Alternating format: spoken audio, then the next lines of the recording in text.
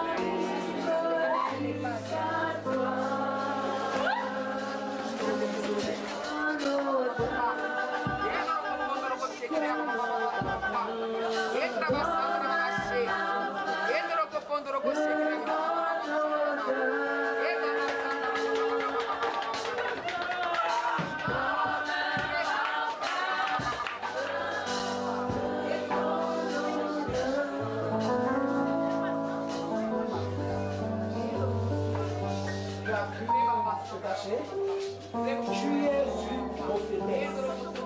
Tu n'as pas encore été établi, mais dans ton fort intérieur, tu es consciente que c'est en toi. Oh,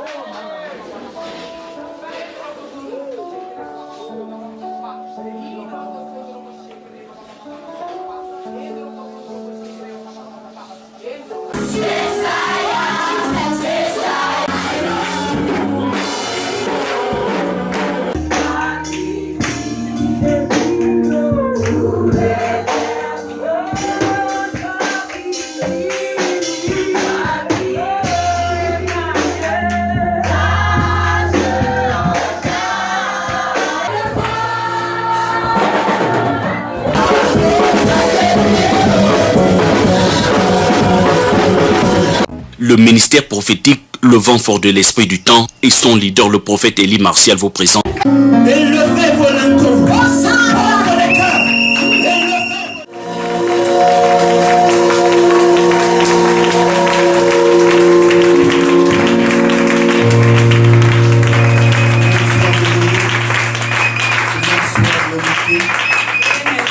Seigneur, prends la première place. Éternel, c'est pour toi que nous sommes réunis ce matin. Ce n'est pas pour un homme. Père, c'est pour toi. Reçois la gloire qui t'est due. Père, merci d'envoyer ton esprit. Tu as dit que tu as envoyé ta parole et ta parole les guérit. Père, envoie ta parole pour guérir quelqu'un. Envoie ta parole pour toucher quelqu'un. Envoie ta parole pour restaurer quelqu'un. Père, envoie ta parole. Envoie ta parole. Seigneur, je ne suis rien. Je n'ai rien à moi. Ce n'est ni par ma force, ni par mon intelligence, mais c'est par ton esprit. Alors que ton esprit prenne le contrôle maintenant. Que ton esprit prenne le contrôle maintenant. Qu'une atmosphère prophétique se crée maintenant dans ces lieux. Viens saturer ces lieux. Viens saturer ces lieux de ta présence. Que la porte de ces cœurs s'ouvre maintenant. Porte des cœurs. Élevez vos linteaux. Porte des cœurs. Élevez vos linteaux.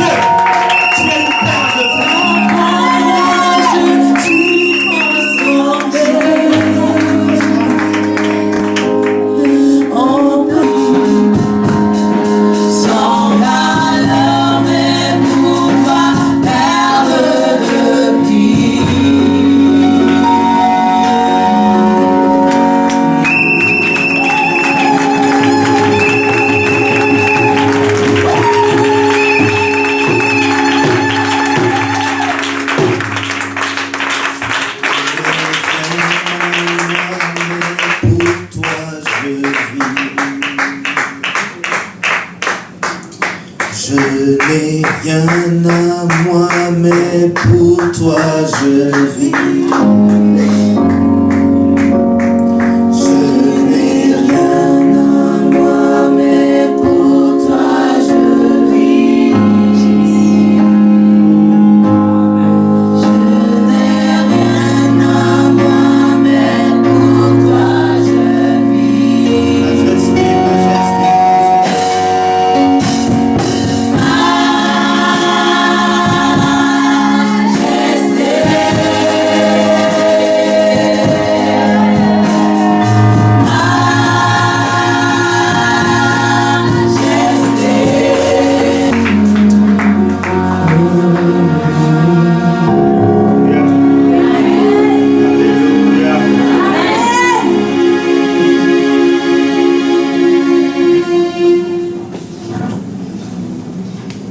gloire au Saint-Esprit, asseyez-vous.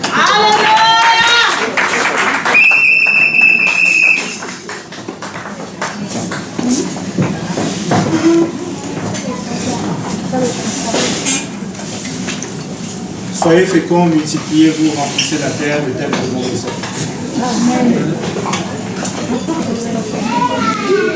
Soyez féconds, multipliez-vous et remplissez la terre.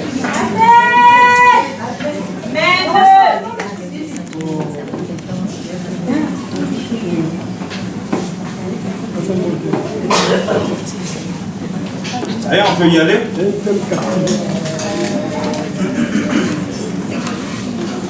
Alors, qui était à l'évangélisation d'hier? Magnifique, magnifique, magnifique. Et particulièrement ceux qui étaient à l'évangélisation, comment vous vous êtes sentis? On était en joie. On est en joie. C'est d'avoir accompli quelque chose. N'est-ce pas? Amen. Mais il est dommage que certaines personnes se privent de cette joie. Parce qu'il y a nécessairement quelque chose d'important dans l'évangélisation. Il y a quelque chose qui nous donne la joie lorsque nous évangélisons. La Bible dit qu'il y a plus de bonheur à donner qu'à recevoir. Non, arrêtez de vouloir à tout prix toujours et toujours recevoir. Le bonheur se trouve dans le fait de donner. Amen. Dans le fait de donner. Tant que tu ne donneras pas, tu ne seras pas heureux. Amen. Avec tout ce que tu as reçu dans cette maison et partout ailleurs, partout où tu es passé, tous les grands séminaires auxquels tu as assisté, il manque toujours quelque chose. Tu as reçu, tu as scellé, tu as crié de toutes tes forces, je reçois. Mais on n'a pas encore vu. C'est parce que tu n'as pas encore appris à donner. Alors il est temps d'apprendre à donner. La joie qui se trouve dans l'évangélisation. Est-ce que quelqu'un se souvient d'un thème que j'avais abordé ici sur le mystère du lavage des pieds? Bon, les anciens. Le mystère du lavage des pieds. Quelqu'un s'en souvient? Quelqu'un s'en souvient? C'est... Vous vous en souvenez? D'accord, très bien pour ceux qui s'en souviennent. Très bien pour ceux qui s'en souviennent. Parce que justement, le problème, il est là. Et la prophétesse Georgina le disait la dernière fois, on a l'impression d'avoir déjà tout dit. D'avoir abordé tous les thèmes. Et c'est vrai. On va revenir sur beaucoup de choses, on va les dire d'une manière différente. Il y aura certes peut-être un peu plus de profondeur, mais l'essentiel a déjà été dit. Le problème, c'est parce que nous ne mettons pas en pratique ce que nous avons appris. Et tant que nous ne mettons pas en pratique ce que nous avons appris, nous n'allons pas jouir, bénéficier de la promesse de Dieu. Il a dit, mes frères et mes sœurs sont ceux qui écoutent la parole et qui la mettent en pratique. Donc on écoute et on met en pratique. Si on ne met pas en pratique, tu es le demi-frère. Le demi-frère n'a pas part à l'héritage. Est-ce qu'on est d'accord? Alors il est temps de commencer à donner, commencer à mettre en pratique. Ce n'est plus le temps de se lamenter. Amen. En fait, ceux qui se lamentent n'ont pas compris l'histoire, n'ont pas compris l'affaire.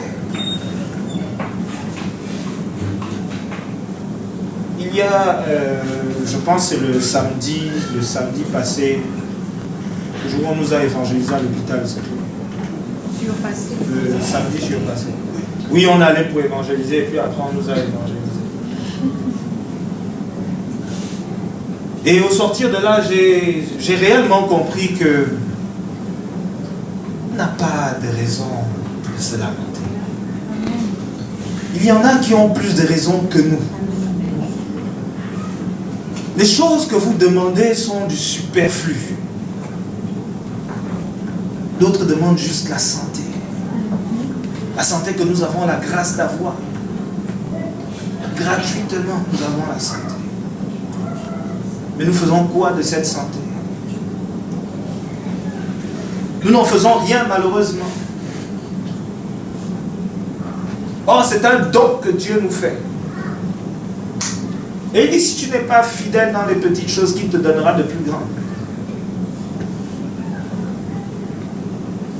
Cette chose qui, enfin, nous vivons naturellement, nous nous levons naturellement, nous respirons naturellement, mais nous oublions qu'il y a une grâce derrière. Nous oublions qu'il y a une puissance derrière qui veille à ce que l'air rentre tranquillement, normalement dans nos poumons. Nous oublions qu'il y a une force qui nous permet de nous lever. Et certains n'ont pas cette grâce, mais nous nous plaignons. Nous nous plaignons parce que nous voulons du superflu. Mais qui te donnera le superflu si avec l'essentiel tu n'as rien fait?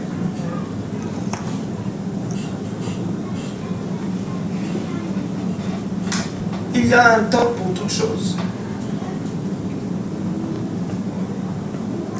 Lorsque tu passes par des temps d'épreuve, par des temps de sécheresse, on l'a aussi dit ici, il y a une leçon à tirer derrière. Dieu ne prend pas plaisir à laisser ses enfants dans la misère, dans la souffrance. Dieu n'y prend pas plaisir. Dieu ne prend pas plaisir à laisser ses enfants dans le besoin.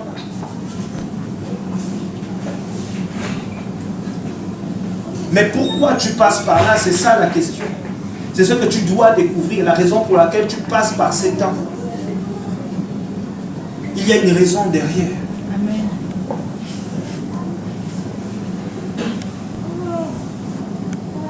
J'espère par la grâce de Dieu, à partir de mercredi, on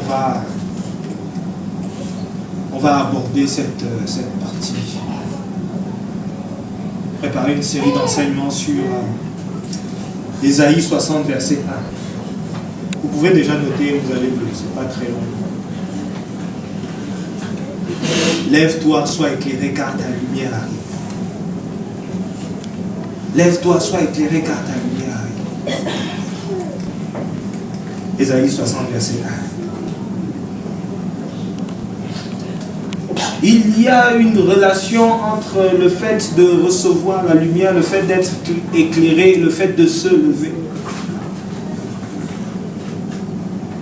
Et lorsque la prophétesse Georgina parlait de l'évangélisation, elle a décortiqué ce fameux Matthieu 28, 19 qui dit, je pense que nous connaissons parfaitement le texte, allez et faites de toutes les nations des disciples en les baptisant au nom du Père, du Fils et du Saint-Esprit et en leur enseignant, ça c'est à partir du verset 1, tout ce que je vous ai prescrit. Et voici, je suis avec vous tous les jours jusqu'à la fin du monde. Et elle a dit, allez.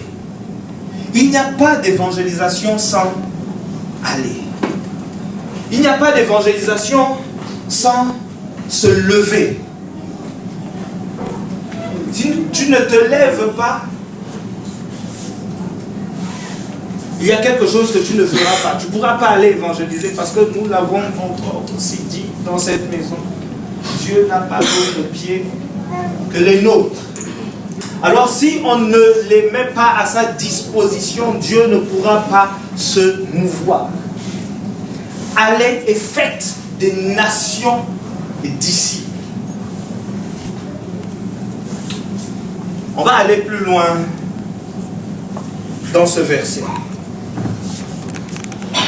Faites des nations. Le mot nation vient du grec ethnos.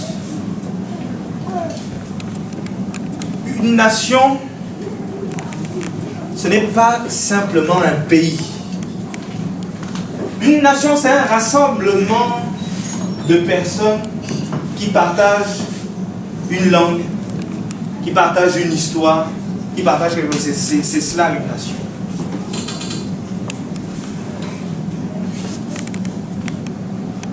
Les banquiers sont une nation. Les enseignants sont une nation. Parce qu'ils ont quelque chose en commun, ils ont un langage commun. Les médecins sont une nation. Lorsque vous arrivez, ils parlent d'une certaine manière. Si tu n'es pas de cette nation, si tu n'es pas de cette ethnie, tu ne pourras pas comprendre.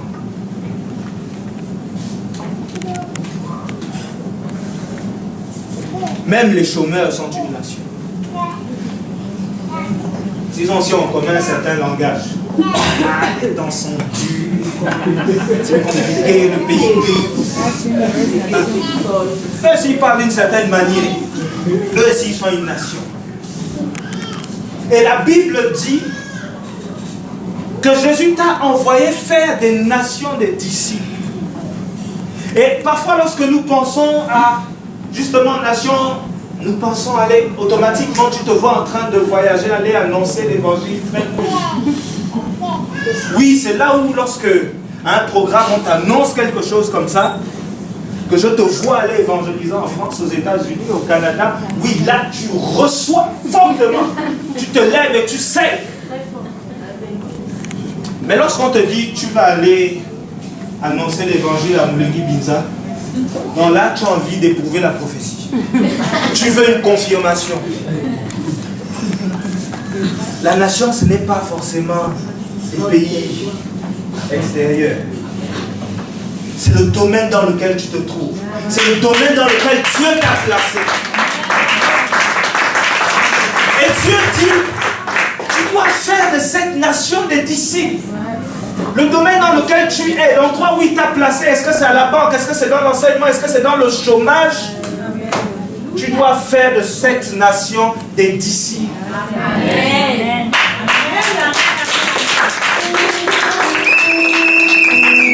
C'est quoi un disciple? Un disciple, c'est quelqu'un qui suit un enseignement particulier, un enseignement d'un maître. Amen. Un disciple, c'est quelqu'un qui fait comme son maître. Un disciple, c'est quelqu'un qui est comme son maître. En d'autres termes, quand tu vois un bon disciple, tu vois son maître. Amen. Voici pourquoi Jésus disait, celui qui m'a vu a vu le Père. Amen. Amen. Donc, faire des nations des disciples, faire de quelqu'un un disciple, c'est le rendre comme son maître. En fait, Jésus est en train de dire, va et fais du domaine dans lequel je t'ai placé des gens qui me ressemblent. Des gens qui sont comme moi. Va à la banque et fais de tous les banquiers des gens comme moi. Tu vas à l'ONE, là où il y a tous les chômeurs, et tu fais de tous les chômeurs des gens comme moi. Des gens qui me ressemblent. Des gens qui ont mon image et qui sont à ma ressemblance. Faites des nations des disciples. En faisant quoi? Comment on fait des nations des disciples? Comment est-ce que on va rendre quelqu'un à l'image de Jésus-Christ. Il dit, vous allez le faire en les baptisant. C'est quoi baptiser? Baptiser, c'est plonger dans. Totalement plonger dans. Totalement plonger dans la gloire de Dieu. Vous allez auprès de ces nations qui ne me connaissent pas et vous les trempez dans le sang de Jésus. Vous allez auprès de ces nations et vous leur annoncez mon évangile. Vous leur dites qui je suis.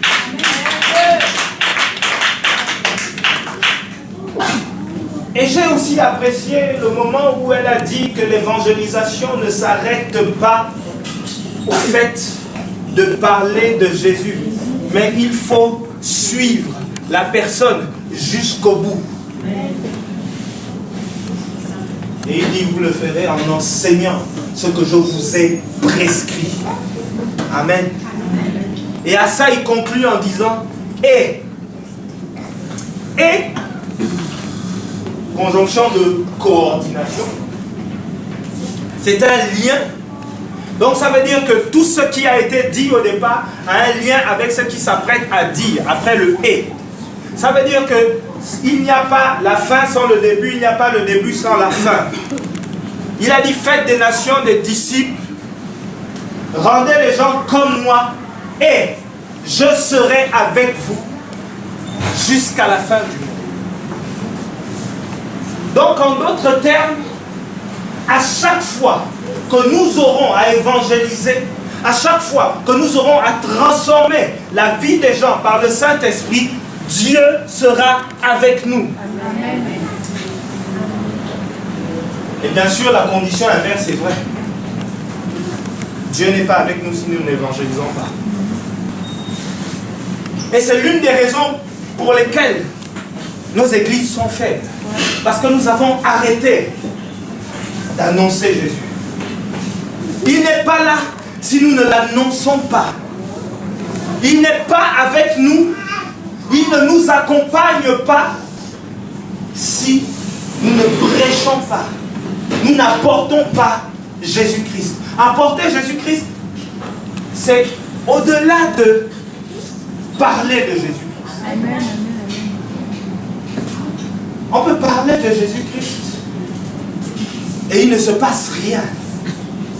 Et très souvent c'est le cas parce qu'il y a une dimension qu'on n'a pas saisie. Il faut apporter Jésus-Christ. Pas simplement parler, apporter Jésus-Christ. Ça veut dire que tu deviens un porteur de Jésus-Christ. Tu deviens un porteur du royaume de Dieu. Lorsque tu avances, le royaume avance avec toi. Amen.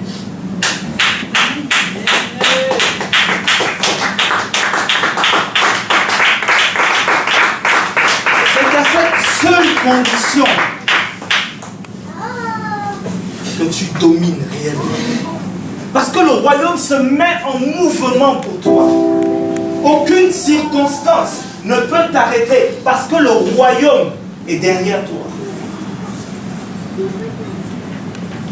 Donc les problèmes que tu rencontres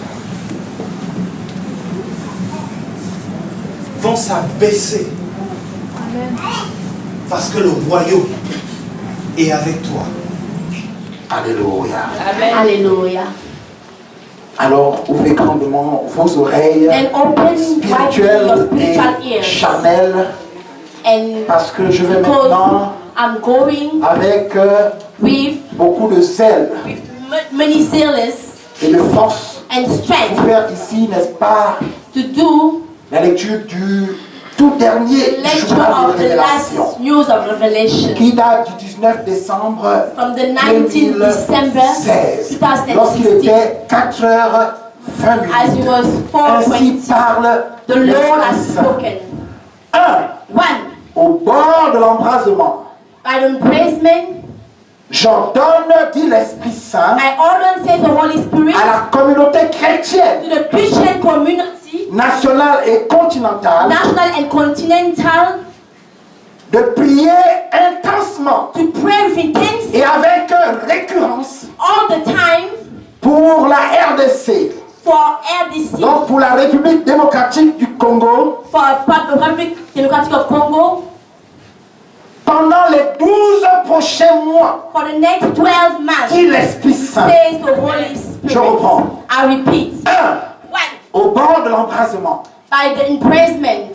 J'entends, dit l'Esprit Saint. I recommend, says the Holy Spirit. Je n'ai pas dit ici, dit Élie Martial. I'm not saying just say Élie Martial. Dit l'Esprit Saint. Says the Holy Spirit. Dit Dieu le Saint-Esprit. Say God the Holy Spirit. J'ordonne I order à la communauté chrétienne nationale to the national Christian community et continentale and continental de prier intensement to pray with intensity et avec récurrence and all the time pour la République démocratique du Congo for the Republic Democratic of Congo pendant les 12 prochains for mois. the next coming Dit 12 l'Esprit months, Saint. says the Holy Spirit. 12 mois, c'est un an. 12 months is 1 year. Béni soit le nom du Seigneur Jésus-Christ. Je viens ce matin exhorter la communauté internationale, la communauté nationale, le peuple de Dieu, le corps du Christ tout entier, à élever la voix comme un seul homme en faveur de la République démocratique du Congo. Nous savons tout ce par quoi il passe. Cette instabilité politique crée des tensions jusque dans la sous-région. Et nous savons que les cœurs des Congolais sont attristés. Il y a beaucoup de pertes en vies humaines, il y a beaucoup de pertes économiques. C'est une situation vraiment difficile pour eux et ils ont besoin de nos prières. Alors je vous exhorte à prier comme un seul homme pour cette nation. Nous n'avons pas besoin que le Seigneur se révèle à nous de façon miraculeuse pour prier pour cette nation. Nous savons qu'ils ont besoin de notre soutien spirituel. Comme vous aussi, une fois, quelqu'un a prié pour vous. Je viens vous exhorter à prier pour cette nation. Que Dieu vous bénisse. Je suis le pasteur Terran Dong de la vérité de l'évangile. Shalom.